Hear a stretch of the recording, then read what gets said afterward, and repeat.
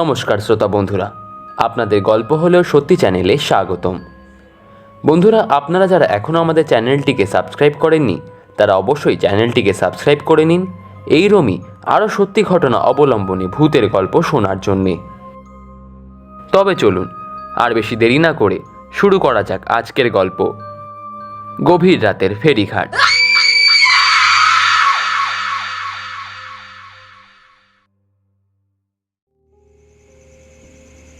আজ অফিস থেকে বেরোতে বেরোতে বেশ অনেকটাই রাত হয়ে গেল।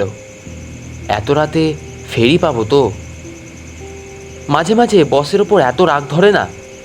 দিব্যি কাজ শেষ করে ছুটির সময় বেরোচ্ছিলাম, তখনই ওনাকে আরও কাজ দিতে হলো। নিজের ঘর সংসার নেই তো, তাই ভাবে সবারই একই অবস্থা। চত্বর সব। বসের ওপর ক্ষিপ্ত হয়ে মনে মনে এইসবই গালমন্দ করতে করতে ফেরিঘাটের দিকে এগিয়ে চলেছি। শীতের রাত, রাস্তাঘাট একদম ফাঁকা হয়ে গেছে। অন্য সময় টোটো রিক্সা কিছু একটা পেয়ে যাই, কিন্তু আজ তাও কিছু দেখতে পারছি না। তাই অগত্যা কোনো উপায় না দেখে নিজেই দ্রুতগতিতে পা চালাতে লাগলাম। ফেরিঘাটে যখন এসে পৌঁছালাম তখন রাত 10টা বেজে গেছে। যেটা ভেবেছিলাম ঠিক তাই হয়েছে। ফেরিঘাট একদম জনশূন্য। শেষ ফেরি নাকি 10 মিনিট আগেই বেরিয়ে গেছে। এখন বাড়ি ফিরবো কী করে? এত রাতে গাড়ি ঘোড়াও তো কিছু পাবো না। মেন রোড ধরে যেতে হলে আবার সেই 2 মাইল হাঁটা পথ। আচ্ছা, ঝামেলায় পড়লাম তো। এইসব দুশ্চিন্তা মাথায় ঘুরপাক খাচ্ছে, তখনই পিছন থেকে একটা ফ্যাঁসে গলায় আমি চমকে উঠলাম। কোথাও যাবেন নাকি? আমি পিছন ঘুরতেই দেখতে পেলাম একটা রোগা শীর্ণকায় মতন লোক নৌকা নিয়ে পাড়ে এসে দাঁড়িয়েছে। তার পরনে কালো রঙের একটা চাদর, মুখটাও সেটা দিয়েই ঢাকা। খালি বড় বড় চোখগুলো চেয়ে রয়েছে আমার দিকে। আমি একটু ইতস্তত করে বললাম, হ্যাঁ, আমি সংখ্যাহাটি যাব। তুমি যাবে নাকি? আরে বাবু, আমি তো ওই দিকেই যাচ্ছি। আসুন, আপনাকেও ছেড়ে দিচ্ছি। আমি কিন্তু 50 টাকার বেশি ভাড়া দিতে পারবো না, আগেই বলে দিলাম। আচ্ছা বাবু, আপনি যা ভালো বুঝবেন সেটাই দেবে। আমি তাই আর দেরি না করে উঠে পড়লাম নৌকায়। লোকটাও সঙ্গে সঙ্গে নৌকার দ্বার বইতে লাগলো। কিন্তু একটা কথা আমার এখনো মাথায় ঢুকছে না, এত রাতে লোকটা নৌকা চালিয়ে এলো কোথার থেকে? যতদূর জানি বিকেলের পর তো এই পথ দিয়ে নৌকা আজ অনেক বছর বন্ধ। কি জানি, যাই হোক, আমার বাড়ি পৌঁছানো নিয়ে কথা। এত ভেবে আমি কি করব? হয়তো কপালটা আজ আমার ভালো, তাই লোকটার সঙ্গে দেখা হয়ে গেল। নৌকায় যেতে যেতে লক্ষ্য করলাম আজ পূর্ণিমা। আকাশে মস্ত বড় একটা চাঁদ উঠেছে। চাঁদের জ্যোৎস্নার আলোয় ঝলমল করছে নদীর জল। তবে আজকে চারিদিকটা বড়ই নিস্তব্ধ ঠেকছে। নৌকার দাঁড় বওয়ার আওয়াজ ছাড়া আর কিছুই যেন শোনা যাচ্ছে না। নিস্তব্ধতা ভেঙে লোকটা বলল, দাদা, চৌঘাটিতে কোথায় গেলেন? নিতাই চন্দ্রের নাম শুনেছেন? আমি তারই নাতি। তুমি নিতাইদার লাতি? ওই দেখো, আগে বলবে তো। উনি তো আমাকে খুবই ভালোবাসতেন।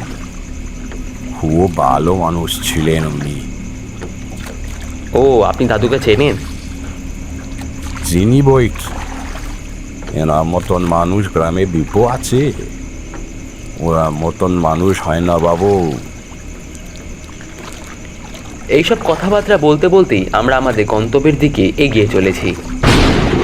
তখনই আকাশে হঠাৎ বিদ্যুতের ঝলকানিতে টের পেলাম সারা আকাশ হঠাৎ করে কালো মেঘে ঢেকে গেছে, আর তার সঙ্গে ঝোড়ো হাওয়া বইতে শুরু করেছে।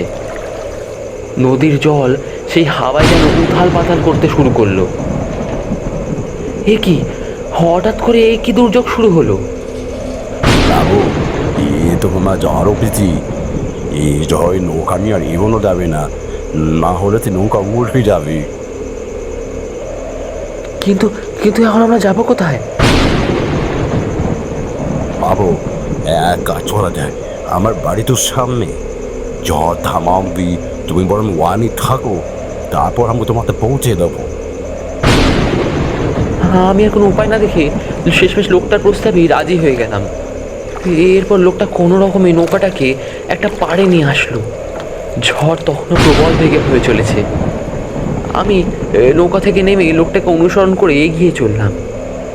দেখলাম নদীর ঠিক পাশেই একটা কুঁড়ে ঘর, আর সেই কুঁড়ে ঘরের মধ্যেই প্রবেশ করলো সে লোকটা। আমিও তার পিছন পিছন গিয়ে ঢুকলাম। ঘরের ভিতরটা ঢুকতেই নাকে কিরম একটা পোড়া পোড়া গন্ধ ভেসে এলো, যেন কিছু একটা পুড়ে গেছে। তারপর লোকটা একটা হেরিকেন জ্বালালো। হেরিকেনের আলোয় দেখতে পেলাম ঘরে আসবাবপত্র বলতে সেরম কিছুই নেই, খালি একটা খাট, আর তার পাশে কয়েকটা চৌকি রাখা, আর খাটের সামনেটায় মস্ত বড় একটা ট্রাঙ্ক। আমি লোকটাকে বললাম, রাত বিরেতে এরকম আপনার বাড়িতে এসে আপনাকে বিপদে ফেলে দিলাম। আরে এতে বিপদের কি আছে, আপনি তো আমার চেনা জানা লোক, একটা রাতেরই তো ব্যাপার। তবে আমরা তো গরিব মানুষ, তোমাকে সেরম কিছু খেতে দিতে পারবো না। ঘরে কিছু শুকনো মুড়ি আর বাতাসা আছে, সেটাই তোমাকে দিতে পারি। এ বাবা, তুমি বলে ফেললাম, কিছু মনে করোনি তো বাবা? এ বাবা, এইসব বলে একদম লজ্জা দেবেন না। আপনি তো আমার বাবারই বয়সী। আপনি বিপদের সময় আমাকে সাহায্য করলেন, এটাই তো অনেক বড় ব্যাপার। আপনার ঘরে যা আছে আপনি সেটাই দিন। ঝড় যেন আর থামারই নাম নেই। শেষমেশ ঝড়ের দাপটে সেই রাতটাই কুঁড়ে ঘরেই কাটাবো বলে নিশ্চিত করলাম। তারপর আমরা খাওয়া দাওয়া শেষ করে শুয়ে পড়লাম। আমাকে খাটে শুতে দিয়ে লোকটা মেঝেতে একটা মাদুর পেতে শুলো। কিন্তু ঘরের ভিতরে সেই পোড়া পোড়া গন্ধটা আমাকে যেন বড়ই বিরক্ত করছে। কিন্তু এই ব্যাপারে লোকটাকে আমি আর কিছু বলিনি। তারপর বিছানায় শুয়ে সারাদিনের ধকলের কারণে আস্তে আস্তে চোখে ঘুম জড়িয়ে এলো। কতক্ষণ ঘুমিয়েছিলাম জানি না। হঠাৎ করে আমার খুব গরম লাগতে শুরু করলো। সারা শরীর যেন ঘামে ভিজে যাচ্ছে, খুব অস্থির লাগছে। চোখটা খুলতেই টের পেলাম আমার চারিপাশে দাউ দাউ করে আগুন জ্বলছে। আমি ধড়পড়ে উঠলাম, এ কি, সারা ঘরে তো আগুন জ্বলছে। আমি শিগগিরই খাট থেকে নেমে পড়লাম। কিন্তু কিন্তু লোকটা কোথায় গেল? লোকটা কোথাও দেখতে পাচ্ছি না। এইদিকে আগুনের চোটে সারা ঘর কালো ধোঁয়ায় ভরে গেছে। আমার আমার দম বন্ধ হয়ে আসতে শুরু করেছে।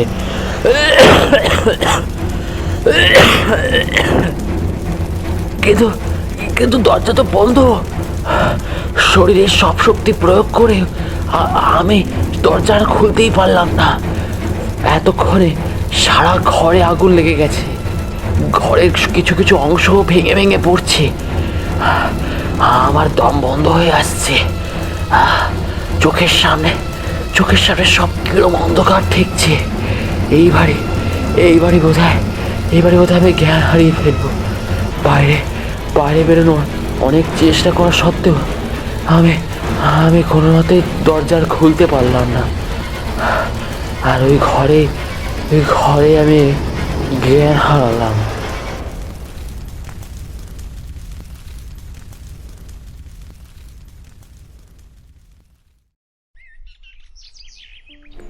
জ্ঞান যখন ফিরল তখন আমি নদীর পাড়ে অজ্ঞান অবস্থায় পড়ে, সারা গায়ে কাদা মাখা।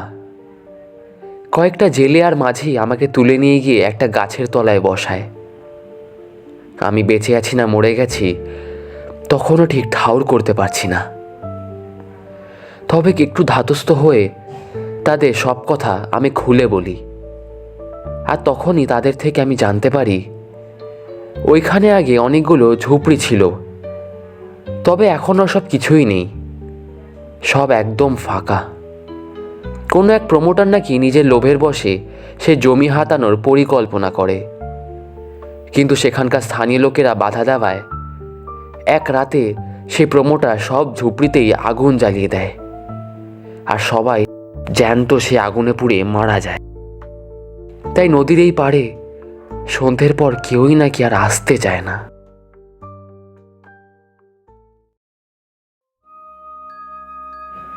বন্ধুরা, আজ আমাদের গল্প এখানেই শেষ। আপনাদের যদি এই গল্পটা ভালো লেগে থাকে তাহলে অবশ্যই লাইক করবেন এবং কমেন্ট করে আপনাদের ভালো লাগার কথাটা জানাবেন। আপনাদের লাইক এবং কমেন্টই আমাদের উৎসাহিত করবে এইরকমই আরও সত্যি নতুন গল্প আপনাদের সামনে তুলে ধরতে। আজ তবে এইটুকুই। দেখা হচ্ছে পরের সপ্তাহে নতুন এক ভূতের গল্পের সাথে।